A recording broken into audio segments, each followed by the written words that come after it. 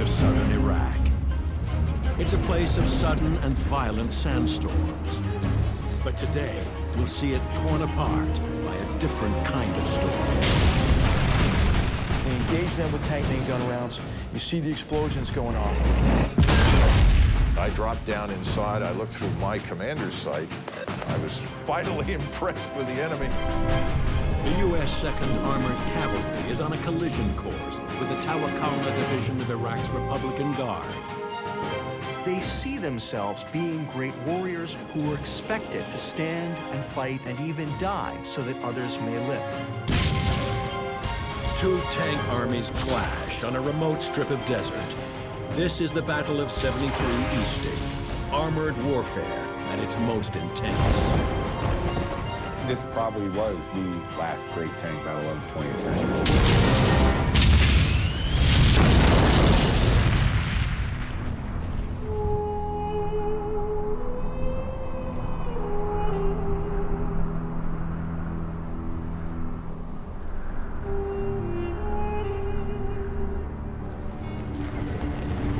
February 24th, 1991. American tanks roll across the Saudi Arabian desert toward the Iraq border.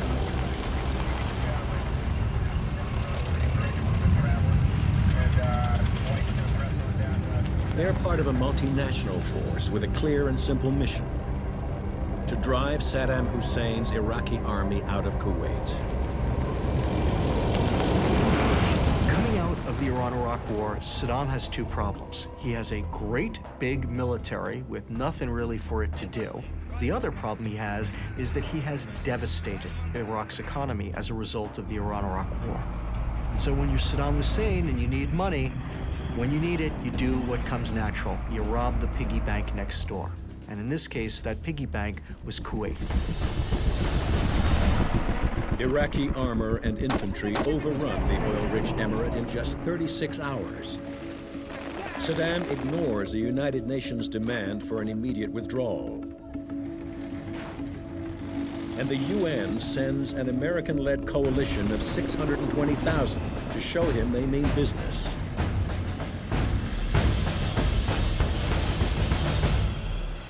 Saddam realized that he was in a bit over his head, but in Saddam's mind, the great weakness of the United States was their inability to take casualties. He assumed that it would be very much like the Iran-Iraq War. It would be a slugging fest between these two sides, and that in the end, the Americans would cry uncle first.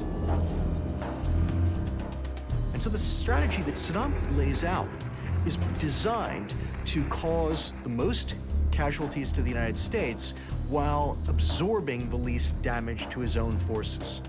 He dug in the biggest share of the Iraqi army, 51 of 66 divisions, and he dug them in deep. Saddam deploys 16 infantry divisions and 2 armored corps along the Saudi border to absorb the brunt of the coalition attack. He holds his best fighters in reserve. 8 divisions of the Republican Guard, 1,000 tanks and 120,000 men are poised to strike a massive counterattack and inflict devastating casualties on the advancing coalition. The scheme for defending Kuwait that they actually employed was really the only one that was available to them. And the problem that they had was that the coalition wasn't going to play by their rules. They don't believe that it's possible for the coalition to move any further to the west. It is trackless desert out there, and the Iraqis didn't believe that the Americans could possibly move any further west than that, because the Iraqis themselves, whenever they tried to operate in that desert out there, got horribly lost. There were no terrain features, there were no roads. It was impossible to maneuver out there. And the one thing that the Iraqis weren't aware of was, at that time, a brand new technology called the Global Positioning System. It's the first GPS war. Satellite technology enables the coalition to cross into Iraq far to the west of the main Iraqi defensive line, setting the stage for an attack on their unprotected right flank.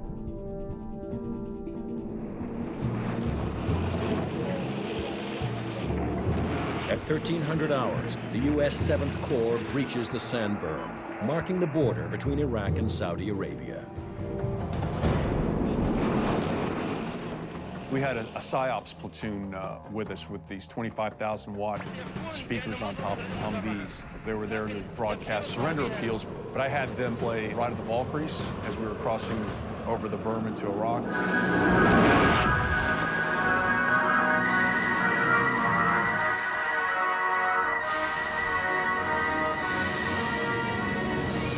It's kind of cool watching it, but there was nothing there.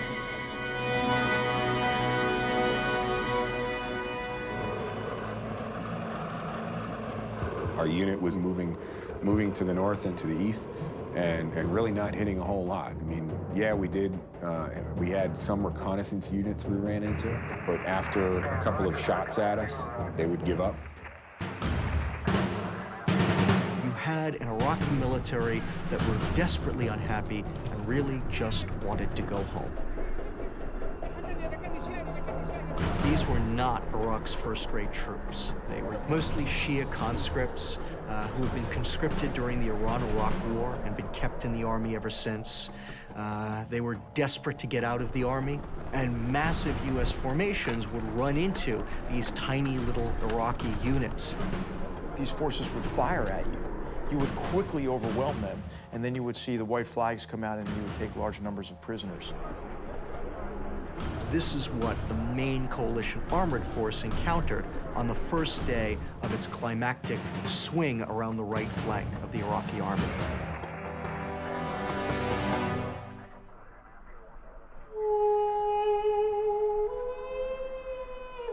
The armor of the 7th Corps rolls ever deeper into Iraq, but at a snail's pace.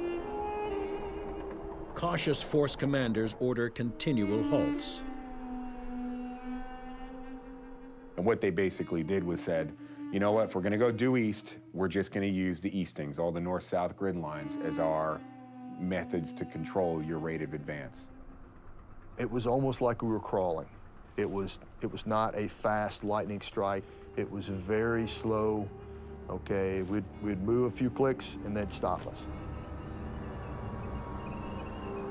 I mean, a 50-ton vehicle, all this ammunition. I can drive 40-something, 50-something miles an hour, and you're telling me to stop? You know, the enemy's that way. I need to keep going. There was no one forward to see anything, to make a personal evaluation. There were no Patton, Rommel, Guderian types who were pulling up next to my tank saying, well, there, Major, what do you think? By the end of the second day, the initial surprise and strategic advantage of the flanking maneuver is lost. And the Iraqis realize that the U.S. 7th Corps is about to cut off and surround their forces in Kuwait. It's at that moment that Iraq's general staff actually demonstrates some degree of real competence. They recognize what's going on, and what's more, they realize from the ease with which American formations have been destroying Iraqi formations throughout the theater that if they are going to stop the American 7th Corps, they're not going to be able to throw some ash and trash, some weak formations in front of it and allow their better units to escape. Instead, they're going to have to put their best formations in front of those American divisions. The Iraqis make their stand on a defensive line stretching 90 kilometers along the northwestern border of Kuwait.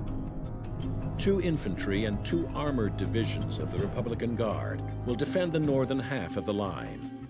In the south and directly in the path of the advancing Americans are the cream of Saddam's armored forces.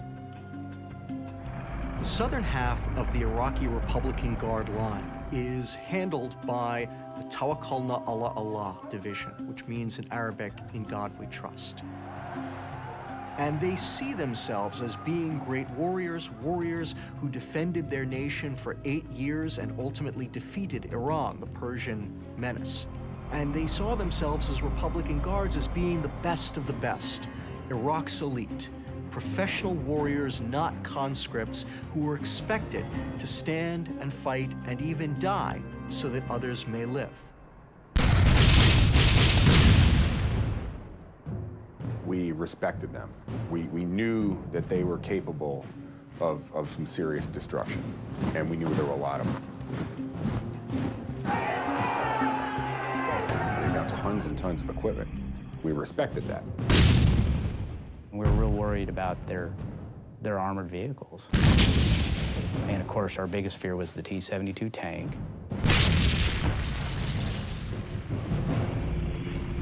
The Soviet T-72, known in Iraq as the Lion of Babylon, is the backbone of the Iraqi Armored Corps. Its 125mm main gun can destroy targets over 1,800 meters away. It's a 41-ton monster, plated with armor that is in places 300mm thick. Still, it can reach a speed of 60 kilometers per hour. This makes the T-72 one of the fastest and most lethal heavy tanks in the world. And Saddam has more than 1,000 of them deployed along the Republican Guard's defensive line. They're supported by hundreds of armored vehicles, including the Soviet-designed BMP. The Republican Guard seems ready to take on all comers.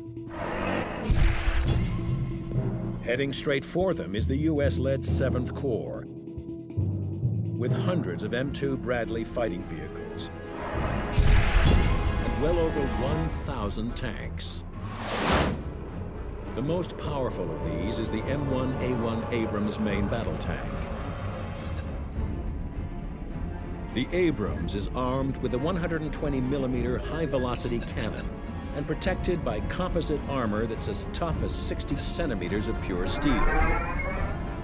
It's 1.5 times heavier than the T-72, but just as fast,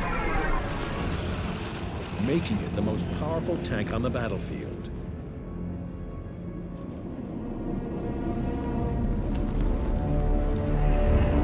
By the end of the day, on February 25th, these two armored forces are only 14 kilometers apart.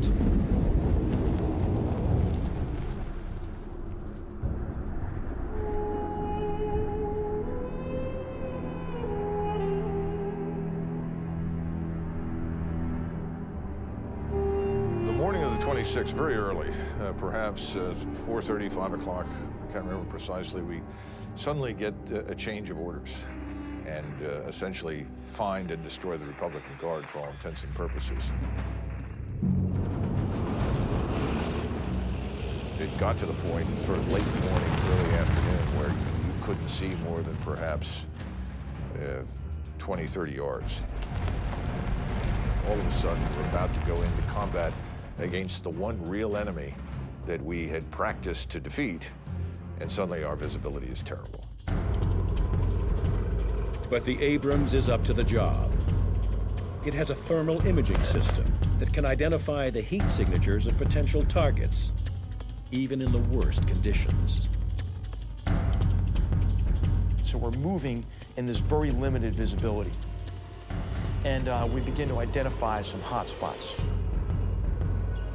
As McMaster's platoon approaches 73 Easting, a line of longitude on the map, he encounters a Tawakalna Division forward outpost. It's manned by infantry with anti-tank guns and rocket-propelled grenades. And it was at this point that we first received fire from the enemy.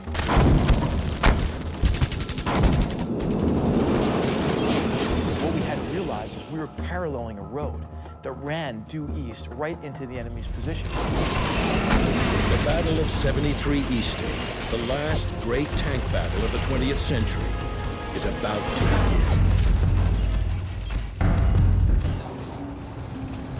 February 26, 1991. It's been 2 days since the US-led international coalition invades southern Iraq in an attempt to outflank Iraqi forces and drive them out of nearby Kuwait. In response, the Iraqis establish a defensive screen, deploying 5 divisions of Saddam Hussein's elite Republican Guard, including the fully mechanized Tawakalna Division.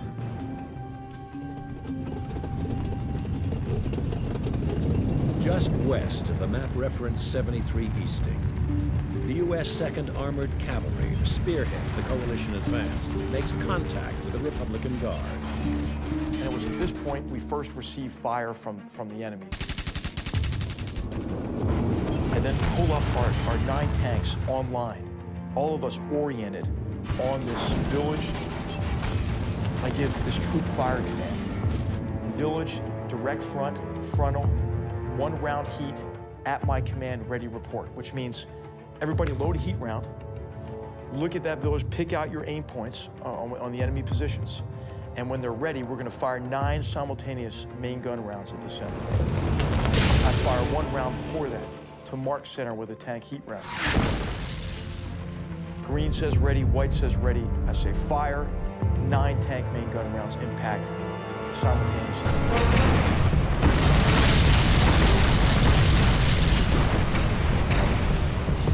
Now, we get the word, continue your move to the east. And it's at that point I just get this gut feeling, you know, I get this feeling that we're about to make contact with a defending enemy force. And I make the decision to go into a tanks lead formation. That means positioning the Abrams tanks in a rolling wedge with the more vulnerable Bradley fighting vehicles tucked in behind for protection. This formation places McMaster's big guns forward, ready for whatever lies ahead. So my tank comes up over that crest. And again, remember, it's a sandstorm, right? You can't see very far, but it is if the sandstorm just lifted. I mean, as soon as we came over that ridge, it was some weird environmental factor, but it was like a curtain lifted. And what I was confronted with was the enemy defensive position. They were deployed in a reverse slope position, which is designed to minimize the amount of time and the amount of distance that an attacking force actually has before it can start to fire on the defenders. Unfortunately, they didn't count on the sophisticated optics and fire control systems of the US M1 tanks, which made their thinking entirely obsolete. I could see 8 enemy tanks in defensive positions, and I said, fire Sabo, which means we had a heat round in, and it means the next round going in that gun is going to be a Sabo tank, armor defeating round. The Abrams tank carries 2 types of high-velocity ammunition. The Sabo, an armor-piercing dart made with high-density depleted uranium, and the high-explosive anti-tank round, a shaped charge projectile which can bore through heavy armor. We engaged that first tank with a heat round. That fireball blows the tank commander out of that tank. And then ultimately there's a secondary explosion that blows the turret off that tank. My gunner traverses left, hits another tank.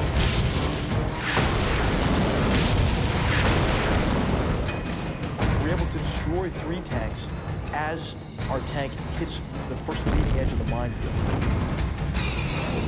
I looked to the right, and I saw what looked like explosions to the left front of McMaster's tank. And I couldn't tell if these were mines or artillery fire again. And my gunner, Dewey Jones, pipes up and says, "Holy shit, look at this."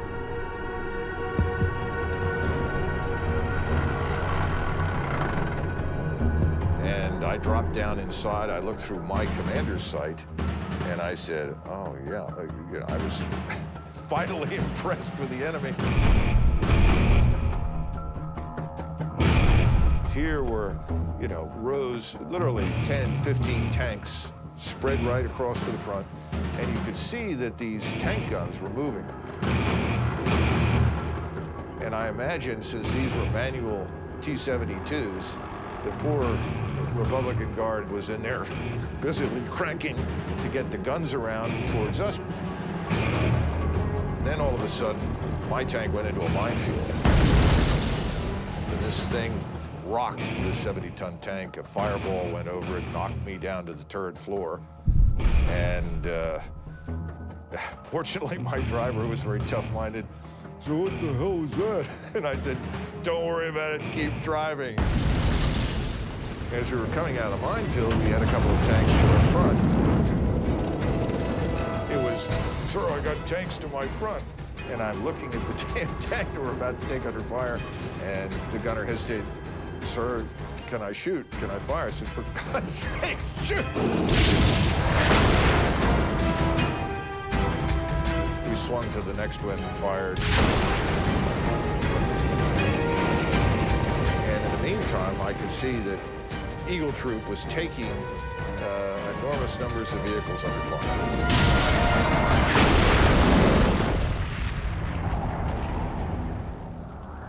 Initially, there was a great deal of disorientation on the Iraqi side because they just assumed that this couldn't be American tanks attacking them. It had to be aircraft.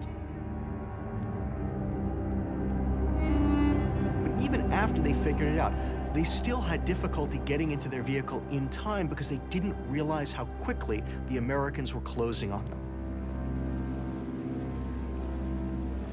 American armored forces would charge, using speed to simply try to disorient the Iraqis, and it worked. The Iraqis could not imagine armored forces this big, this powerful, moving at them as fast as they were.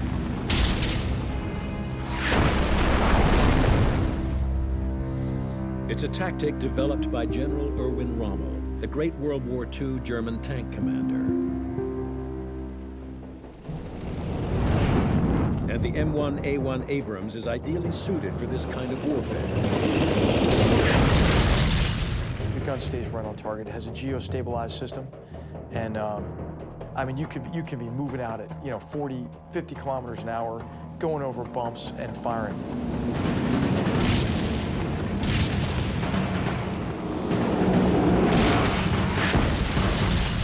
And then the shock effect of a 70-ton machine hurtling at you. I think this is the blow from which the enemy could never really recover. We were now on top of their command post, and we entered their reserve position. And just in like typical Soviet doctrine, they had put their tank reserve like a coil, but we moved too fast. They couldn't get out of their coil in time. They were just starting their engines. I looked at an enemy tank commander, looked over his shoulder at me.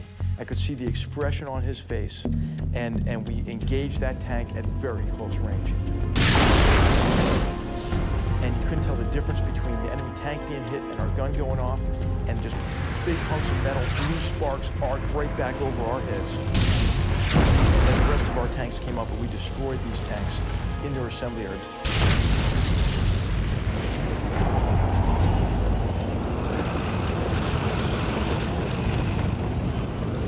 Iraqis, had set up a pretty sound defense. I mean, it was a reverse slope defense. It had a reserve. It had a counterattack plan. It had a minefield to disrupt our movement. But the fatal flaw was that we gained surprise over them. Despite the Iraqis' best efforts, Eagle Troop overwhelms the position, killing hundreds of Iraqis and destroying more than 50 tanks and armored vehicles. It's the opening round in a furious tank battle that will soon be fought across a much larger front. 8 kilometers to the north, the 2nd Armored Cavalry's Ghost Troop slowly makes its way through the blinding sandstorm. In the reduced visibility, they have lost touch with Eagle Troop. Ghost Troop's commander sends 2 lightly armored Bradley reconnaissance vehicles to re-establish contact. I tell the driver to start slowing down because I'm starting to see these little objects. But what could they be? I mean, you're in the middle of the desert. So I'm immediately thinking, well, they're vehicles. But my number one concern, of course, is I'm going to go link up with Eagle. Maybe that's Eagle, maybe that's not. And I see all these people emerging out of nowhere, out of the ground. And then you see like this diesel plume, and then immediately followed by this BMF giant T-72 tank backing up out of a hole. That must be enemy. Now I'm seeing a lot of activity. Turrets start moving, and I'm like, oh, where is Eagle Troop?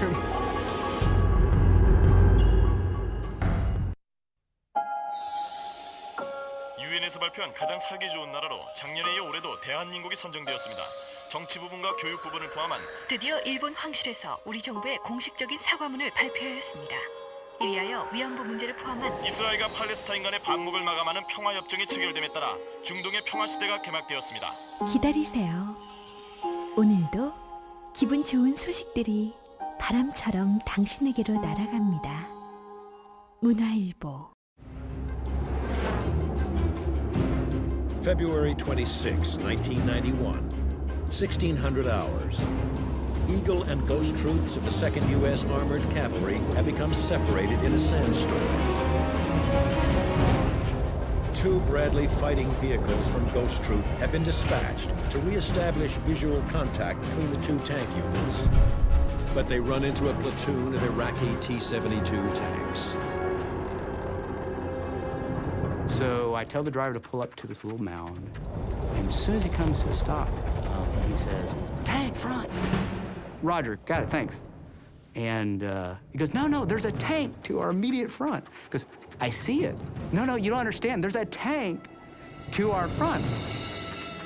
And I just get up, push myself out of that turret, and I look down, and I go, I'll be damned. Well, what happened is I didn't realize the little mound of dirt that I told him to pull up front was a T-72. I just grabbed the commander's override, max deflect the 25mm cannon. And then I said, we're scouts. We don't go toe-to-toe with tanks. We need to back up a little. Well, now I'm seeing all these tanks, a lot of activity. And the turrets start moving, and I'm like, oh, shit, where is Eagle Troop? So I'm backing up. Well, where am I going to go to?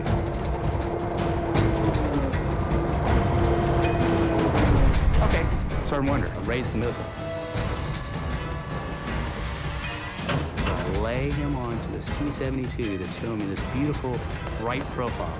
Sergeant Wonder, gunner, missile tank is right to our front. And I can't identify. This could be Eagle Troop. And I'm just like, how could you miss? It's bigger than the barn door. What do you mean you can't see this? So I said, go clear channel.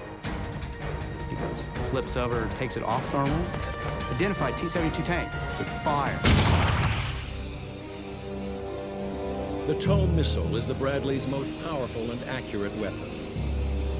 It's guided by wires, enabling the gunner to steer it to the target, even at ranges of up to 3,000 meters. Now I realize there's like 8 of them, all in this immediate vicinity. At this time, I'm thinking, okay, these guys all know that I'm here, and they're probably a little pissed off about it. So I go gunner, missile tank, he is identified, and I say, fire. I see this missile come out from the launcher, go just past my gun tube, fall to the desert floor. And I'm like, misfire. And at that time, my wingman opens up a missile, blows the heck out of this thing that was turning the turret on me.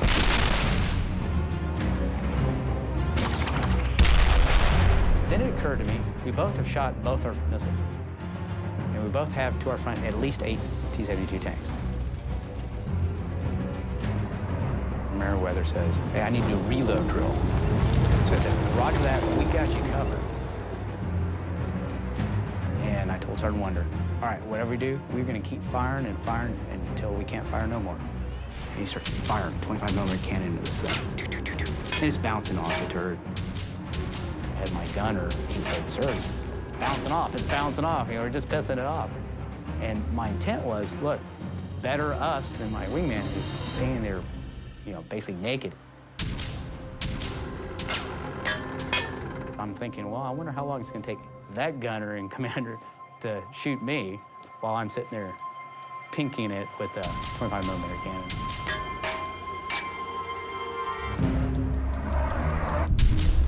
The M2 Bradley is a reconnaissance vehicle designed for mobility rather than heavy combat. It is equipped with a 25mm main cannon capable of firing high explosive rounds. But to increase its speed and range, it is protected by just 25mm of armor plating. The Bradley is no match for the powerful T-72.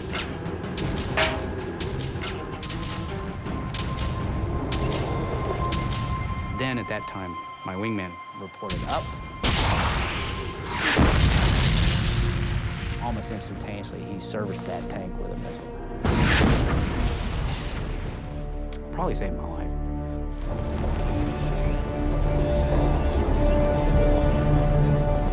So out of the sandstorm and a lot of smoke now on the battlefield emerged a couple of Eagle Troop Bradleys, slowly approach me from the right. And he pulls up next to me, and he screams at the top of his lungs, "There's tanks over there!" I go, "I know!"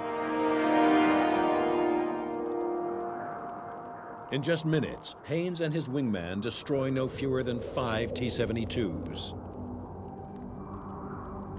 But this is just one strong point in an Iraqi defensive line stretching across a 90-kilometer front that is in places 10 kilometers deep. To the north, Ghost Troop continues through the sandstorm. Unaware they are moments away from contact with the main line of Iraqi defense. We're slowly moving forward, and when I mean slowly, I mean about as fast as a man can walk. And when you're in a tank, you've got track pads. We were going slow enough where you could actually feel the individual track pads hitting the ground. We get a little bit of a wind shift, and we can see something out in front of us. We saw heads pop out, and we think what it was, they were in a bunker, and they felt the movement of the armored vehicle.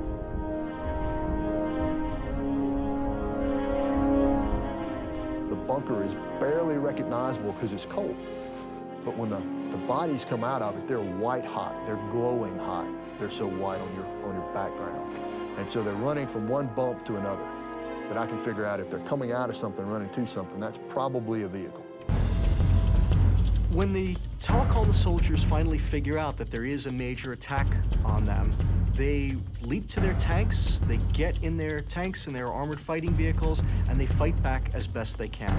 The problem that they have to begin with is that the Americans are shooting at them at ranges at which they can't possibly fire back. I told the gunner to shoot the vehicle. Immediately followed just a second or so later by a heat round from Ghost 6. So we shot it, and this thing exploded, and the next thing I know, my other tank platoons have seen similar things to what I was seeing, and they started engaging.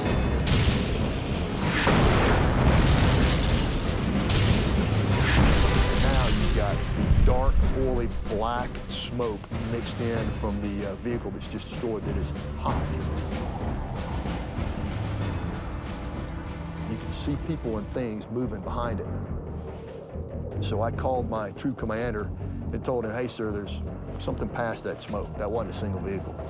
I want permission to move up and poke my nose through the smoke." I said, yeah, okay, Roger, makes sense. So these 4 tanks of Andy's just disappear through the black smoke. And then it is just absolute Armageddon. I can see rounds being fired, I don't know whether it's friendly, I don't know whether, they're being attacked. And I'm trying to raise Andy on the net. And, as I'm watching this, it's like, okay, Captain, what are you going to do now?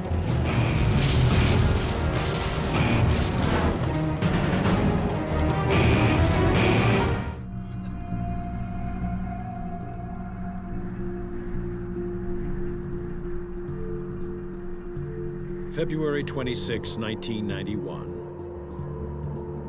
The remote desert of southern Iraq erupts in a fierce tank battle between the U.S. 2nd Armored Cavalry and the Tawakona Mechanized Division of the Iraqi Republican Guard.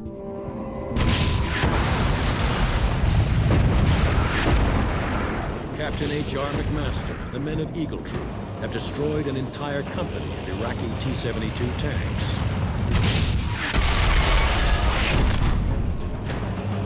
Now Lieutenant Andy Kilgore and Ghost Troop are about to experience their own baptism of fire. At that time, 7th Corps was 4 M1 Abrams tanks. There was 110,000 soldiers behind me. There was nobody in front of me.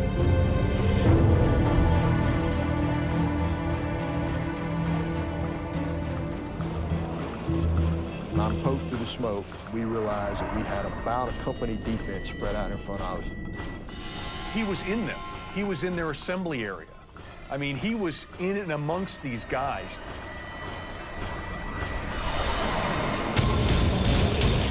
I mean, he basically, it's like, you know, he opened the front door and just started shooting.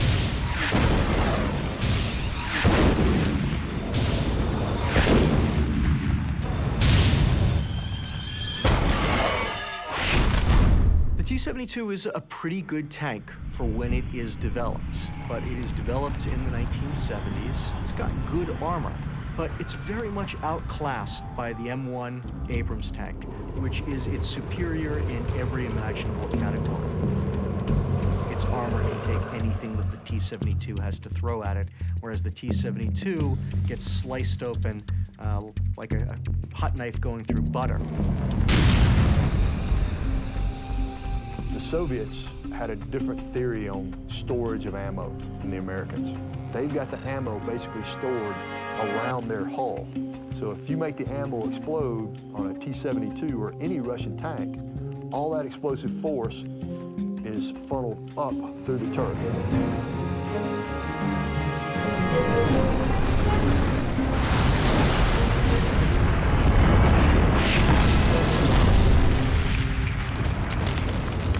Ghost Troop fires repeatedly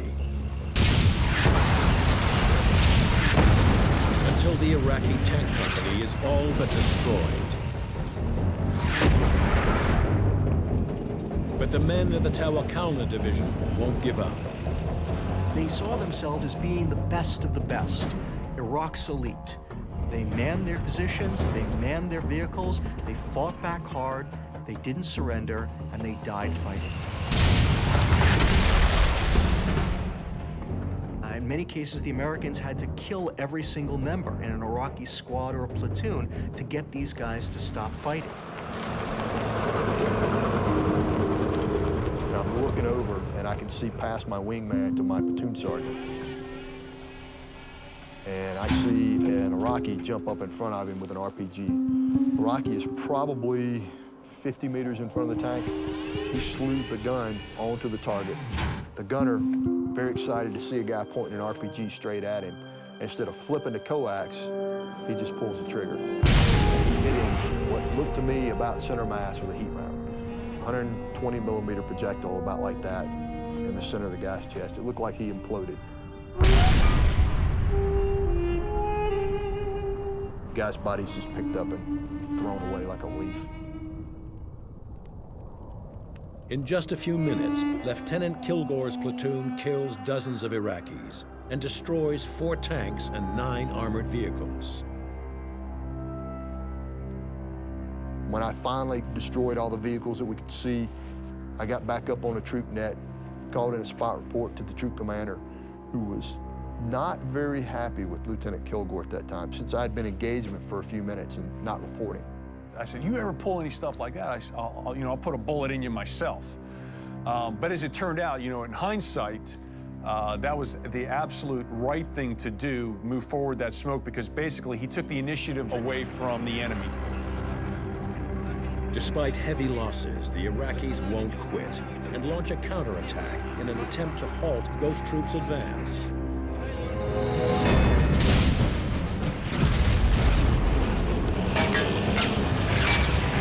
We got to the point where we were on 73 Easting, where we started engaging. We're moving, and I'm so intent on what's going on. I'm in the moment, and all of a sudden, I get thrown to the ground. I get thrown to the turret of my vehicle, and I'm like, what the hell just happened? And what I look up at my gunner, and he's yelling at me, and I can't hear him because I have the headset on. And I finally get him on the intercom. Why did you do that? And he says, sir, there are artillery rounds landing right next to our vehicle, and you didn't even notice it. You were sticking your head all the way out of the vehicle. He said, you didn't see those rounds? I said, I had no idea that was happening.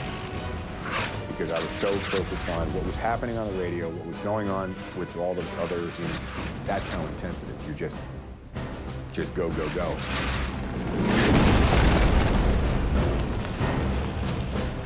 They saw that we were attacking from their flank, so they tried to move out and come around on our flank. What that ended up doing was that gave us a bunch of silhouettes moving across our flank.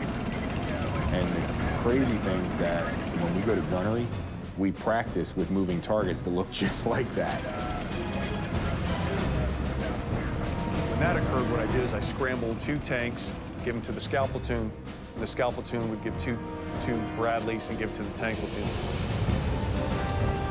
By scrambling Bradleys and Abrams tanks in combined fighting units, Sartiano creates a lethal see and shoot combination. The Bradleys, with their superior targeting systems, pinpoint targets for the tanks, which then open fire with their high-velocity 120mm guns, able to unleash a deadly accurate round every 4 seconds. You imagine putting something that's about as round as a grapefruit 2 miles away onto something that's as big as, you know, a little bigger than a van. That's unbelievable.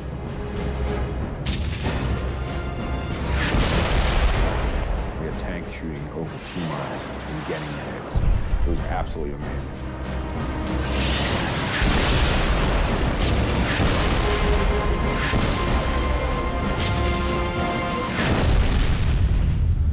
All of a sudden, I remember it was Jeff Garwick said, Sergeant Mulder has been hit. And all of a sudden, the whole troop net just went silent.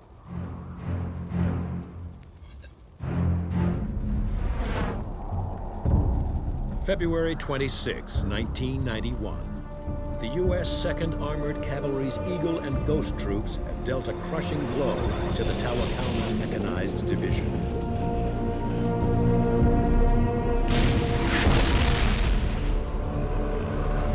But just as it seems they will emerge from the battle unscathed, one of Ghost Troop's Bradley fighting vehicles takes a direct hit.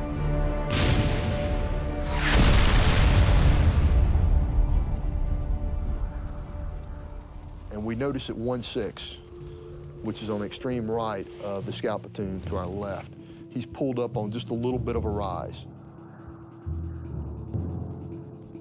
He was probably hit by one of the vehicles that we had shot.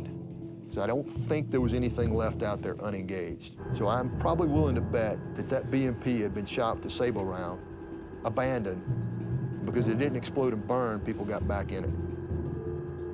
The BMP is a lightly armored fighting vehicle like the Bradley. A high-velocity sabot round might tear right through it, leaving it still operational. Armed with a 76mm semi-automatic cannon, the BMP has more than enough firepower to penetrate a Bradley. Staff Sergeant Chaffee, the Bradley commander, he said that Andy turned and looked at him and said, "What the f was that?" About that time, the second round hit and decapitated Sergeant Muller. Really hurt morale of the troop to know that Sergeant Muller had died.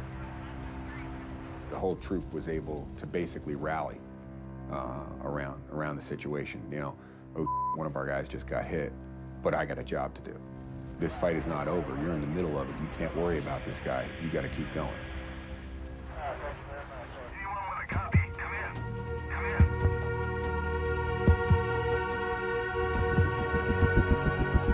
The Battle of 73 Easting is all over in just 90 minutes. American casualties are remarkably light, 1 killed and 12 wounded. For the Iraqis, however, the toll is enormous. The Tawakkalna was wiped out in the fighting against the U.S. 7th Corps. Thousands of members of the Tawakkalna Division were killed.